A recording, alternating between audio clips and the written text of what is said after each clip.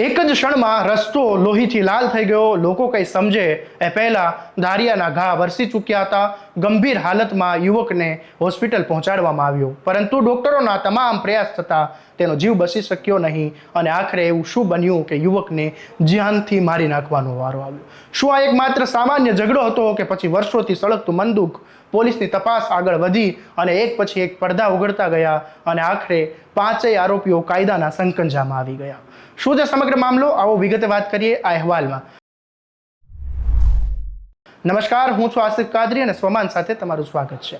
સુરેન્દ્રનગર જિલ્લાના ધાંગધ્રામાં શકલીન બેલીમ નામના એક યુવક પર જૂના બંદૂકના કારણે જીવલેણ હુમલો કરવામાં આવ્યો। આરોપીઓએ ધારિયા સહિતના હથિયારોથી હુમલો કરીને તેને ગંભીર રીતે ઇજાગ્રસ્ત કર્યો। હુમલો એટલો ક્રૂર હતો કે યુવકને તાત્કાલિક સારવાર માટે અમદાવાદની સિવિલ હોસ્પિટલમાં ખસેડવામાં આવ્યો, પરંતુ સારવાર દરમિયાન તેનું મોત થયું। પ્રાથમિક તપાસમાં સામે આવ્યું કે 5 જેટલા લોકોએ ભેગા મળીને હુમલો કર્યો હતો અને ઘટના બાદ આરોપીઓ ત્યાંથી ફરાર થઈ ગયા હતા, જેના કારણે પોલીસે તેમને શોધવા માટે અલગ અલગ ટીમો બનાવી તપાસ શરૂ કરી। પોલીસની તપાસ દરમિયાન મકરાણી મોહસિન, સુમરા, ફૈઝલ પઠાણ અને પિન્ટુ મકરાણી સહિત 5 આરોપીઓની પોલીસે શોધખોળ શરૂ કરીને શોધખોળ દરમિયાન આ આરોપીઓની ઓળખ થઈ અને સતત શોધખોળ અને બાતમીના આધારે ધાંગધ્રા પોલીસે આ તમામ આરોપીઓને ઝડપી પાડ્યા છે અને કાયદેસરની કાર્યવાહી કરીને તેમને જેલ હવાલે કર્યા છે। ત્યારે આ મામલે ડીવાયએસપી પાર્થ પરમારે શું કહ્યું એ સાંભળી લો।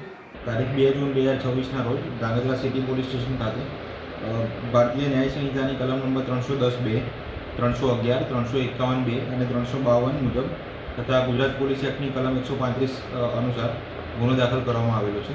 આ ગુનાની હકીકત એવી છે કે ફરિયાદી શકલીનભાઈ ઉર્ફે કાલી ફિરોજભાઈ યુસુફભાઈ બેલી તેઓ પોતે તારીખ 2/6/2024ના રોજ રાત્રિના સમયે 3:30 વાગ્યા જેવા પોતાની એક્ટિવા લઈને મિત્રોને મળ્યા બાદ પોતાના ઘર તરફ જઈ રહ્યા હતા। તે દરમિયાન સફેદ કલરની એક ઇકો ગાડી લઈને ખાલિદ અને તેના 4 મિત્રો તેનો પીછો કરી રહ્યા હતા।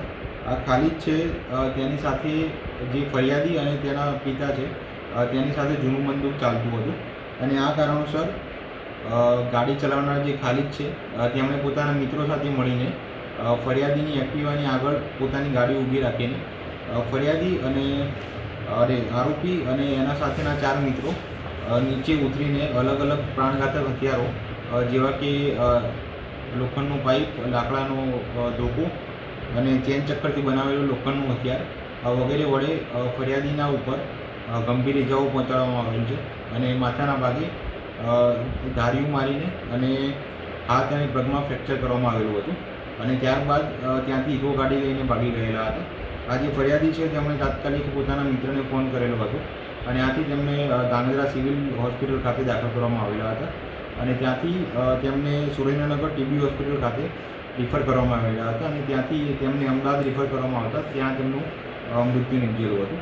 અને આ જે પણ આરોપી છે 5 ખાલિદભાઈ મકરાણી, અનીસભાઈ મકરાણી, મોહસિનભાઈ સુમરા, ફૈઝલભાઈ પઠાણ અને પિન્ટુભાઈ મકરાણી આ તમામ વિરુદ્ધ ગુનો દાખલ કરીને આગળની કાર્યવાહી હાથ ધરવામાં આવી છે। તપાસમાં એ પણ સામે આવ્યું કે જૂના ઝઘડાનું બંદૂક રાખીને પૂર્વ આયોજન સાથે હુમલો કરવામાં આવ્યો હતો।